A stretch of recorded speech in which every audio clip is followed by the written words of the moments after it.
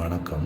சென்னையில் 13 வயது சிறுவன் காரை ஓட்டி விபத்து ஏற்படுத்தியதற்காக அந்த சிறுவனுடைய தந்தையை சிறையில் அடைத்திருக்கிறார்கள்.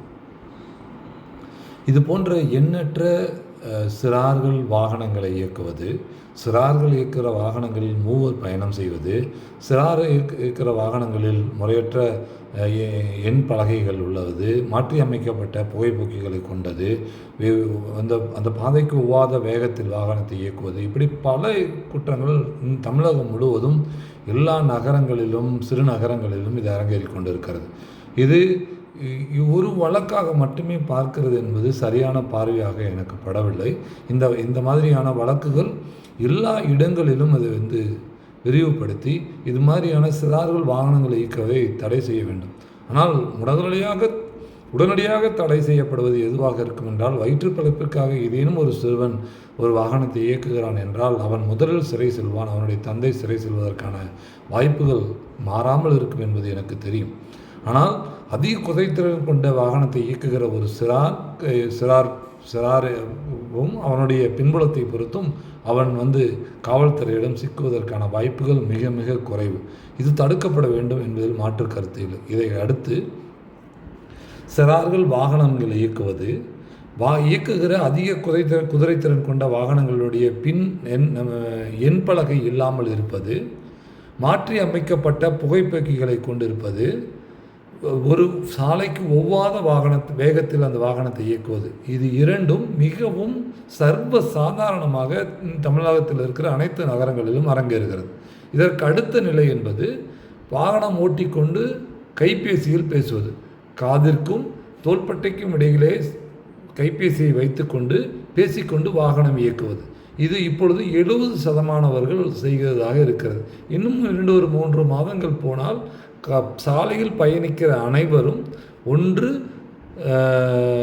வேறு வழியில் ஏதேனும் கருவிகளை பயன்படுத்தி கொண்டு பேசிக்கொண்டு போவதும், பிறகு காதுக்கும் தோள்பட்டைக்கும் இடையிலே செல்பேசியை வைத்துக்கொண்டு பேசிக்கொண்டு போவதுமாக 100% கைபேசியோடு தான் சாலைகளை பயணிப்பார்கள் என்று நான் அனுமானிக்கிறேன். இப்பொழுது பார்க்கிற பொழுது ஆண் பெண் என்ற இந்த பாகுபாடும் இல்லை, சிறார்கள் என்கிற பாகுபாடு இல்லை.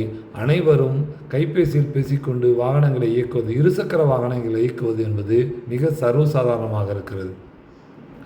ஒரு புகைப்போக்கி, மாற்றியமைக்கப்பட்ட ஒரு புகைப்போக்கி ஒரு வெட்ட வெளியிலே பயணிக்கும் பொழுதே அது ஏற்படுத்துகிற அதிர்வுகளும் அதாவது ஒளி மாசும் மிகப்பெரிய அளவுக்கு இருக்கிறது. அந்த வாகனம் ஒரு சிறு வீதிக்குள்ளே, ஒரு நகர வீதிக்குள்ளே பயணிக்கிற பொழுது அது ஏற்படுத்தக்கூடிய தாக்கம் அங்கே இருக்கிற குழந்தைகள், பெரியவர்கள், வயதானவர்கள், வயதின் மூப்பின் கடைசியில் இருக்கிறவர்களுக்கெல்லாம் எந்த விதமான பாதிப்பை அதை ஏற்படுத்தும் என்பதை கவனத்தில் கொள்ள வேண்டும். அதை சார்ந்து நடவடிக்கை எடுக்க வேண்டும் அரசு துறைகள் என்பது என்னுடைய வேண்டுகோள்.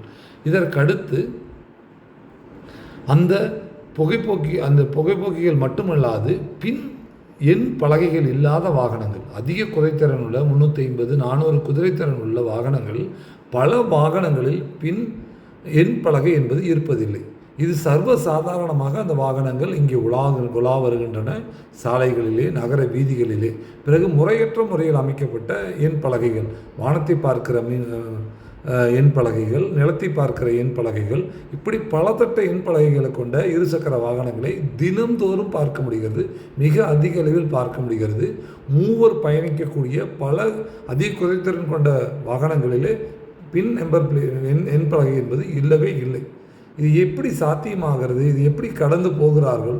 ஆனால் ஒரு ஏழை காவல்துறையிடம் மாட்டுவதும் அதற்காக பணத்தை செலுத்துவதும் நடந்து கொண்டு தான் இருக்கிறது. ஆனால் இந்த வாகனங்கள் சாலையில் சர்வசாதாரணமாக உலா வரதான் செய்கின்றன. என்ன நடக்கிறது என்பது எனக்கு புரியவில்லை. பொதுவெளியில் வைக்க விரும்பினேன், வைத்து விட்டேன். நன்றி, வணக்கம்.